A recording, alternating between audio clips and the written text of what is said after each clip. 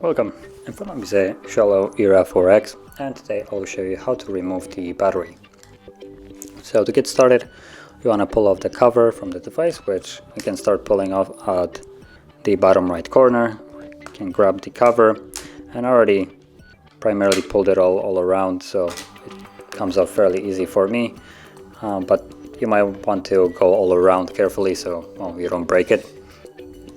And once you have pulled it off, you will have access to the battery. So from here, all you need to do is just push it up and out, and it will come out like so. And that is basically how you would take it out. Now, once you want to put it back in, just make sure that you align the pins right here with the ones that are right over here. You can kind of see them. So just place it like so. Now the battery can't go any other way, so even if you would try to put it in the wrong way, it just will not go in there, so you don't have to worry that much about that one. And from there you can turn on the device.